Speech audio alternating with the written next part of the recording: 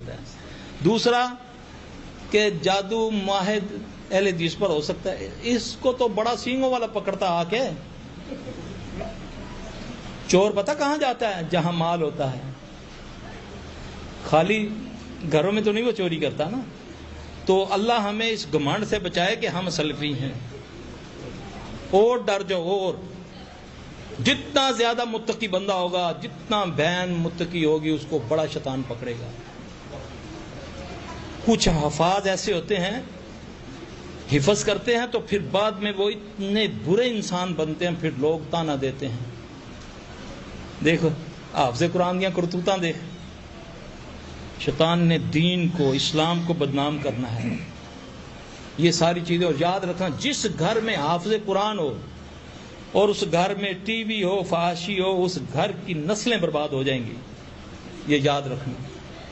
آزما کے دیکھ لو ایسے گھروں میں، کیونکہ قرآن نماز بے حیائیوں سے روکتی ہے، قرآن برائیوں سے منع کرتا ہے۔ نظر کو، اللہ کے نبی سے ایک صحابی آ کے عرض کرتا ہے، یا رسول اللہ صلی اللہ علیہ وسلم مجھ کو تعویذ دیں، تعویذ۔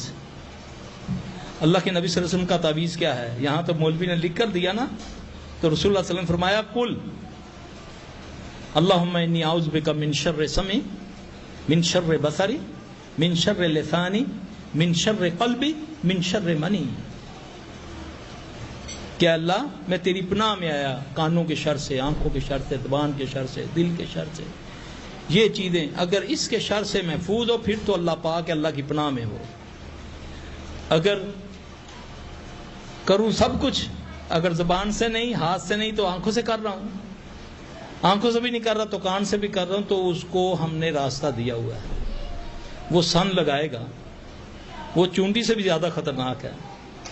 آپ کو پتا ڈیم کتنے بڑے ہوتے ہیں، اتنے بڑے پتھر ہوتے ہیں، وہاں پر چیونٹیوں کو مارنے کے لیے زیادہ دوائیں استعمال ہوتی ہیں، کیونکہ یہ جب یہ سوراخ کرتی ہے تو ڈیم اس سے زیادہ نقصان ہوتا ہے، ان پہ پانی گرستا ہے تو وہ تباہ ہو جاتا ہے۔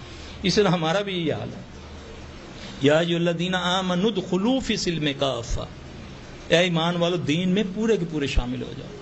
اور معاہد کو تو یہ زیادہ تر یہی ہوتا ہے، میں نے کام ہی یہ شروع کیا، میری شروع کرنے کی بنیاد ہی یہی تھی کہ یا یہ جو میری بہن بیٹیاں ہیں مدرسوں میں پڑھتی ہیں، دروس کا کام کرتی ہیں، یہ ان گندی جگہوں پر جب جاتی ہیں بڑے برا حال ان کے ہوتے ہیں، تو میں نے پھر اس کو اللہ کی توفیق سے سیکھا، تو اللہ نے میری بہت ساری مدد کی۔ اللہم انی اعوذ بک من شر سمعی ومن شر بصری ومن شر لسانی ومن شر قلبی ومن شر منی۔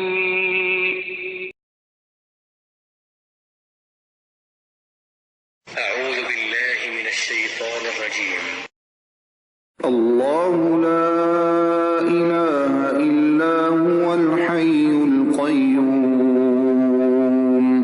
لا تأخذه سنة ولا نوم له ما في السماوات وما في الأرض من ذا الذي يشفع عنده إلا بإذنه يعلم ما بين أيديهم وما خلفهم ولا يحيطون بشيء من علمه إلا بما شاء وسع كرسيه السماوات والأرض ولا يؤوده حفظهما وهو العلي العظيم۔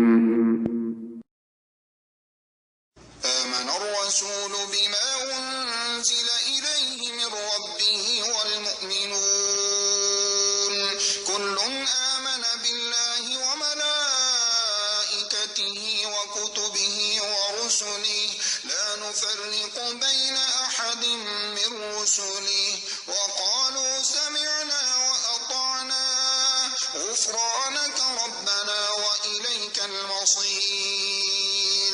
لا يكلف الله نفسا إلا وسعها لها ما كسبت وعليها ما اكتسبت ربنا لا تؤاخذنا إن نسينا أسرفنا ربنا ولا تحمل علينا إصرا كما حملته على الذين من قبلنا ربنا ولا تحملنا ما لا طاقة لنا به واعف عنا واغفر لنا وارحمنا أنت مولانا فانصرنا على القوم الكافرين.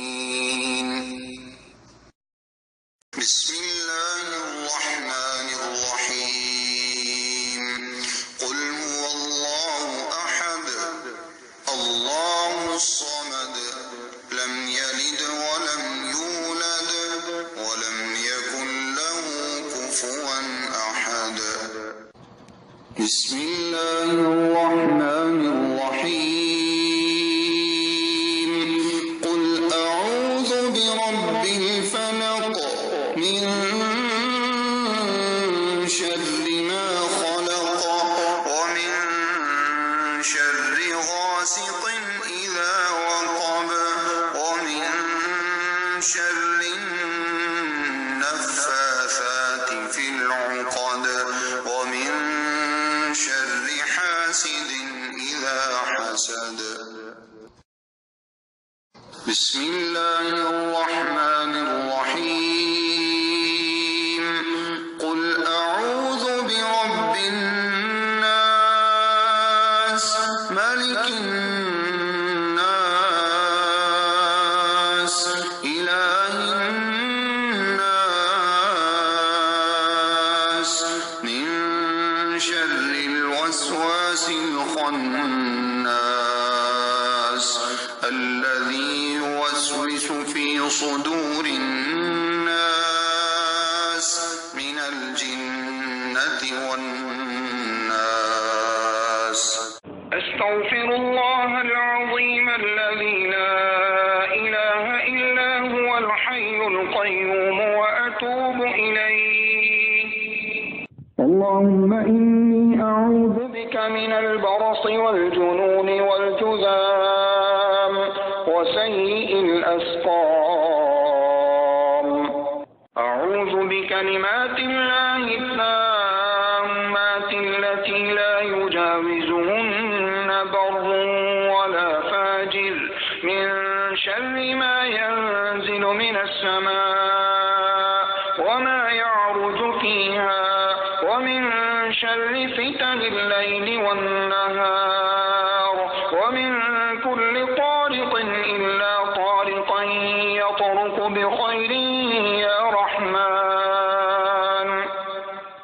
أعوذ بكلمات الله التامات التي لا يجاوزهن بر ولا فاجر من شر ما ينزل من السماء وما يعرج فيها ومن شر فتن الليل والنهار ومن كل طارق إلا طارقا يطرق بخير يا رحمن.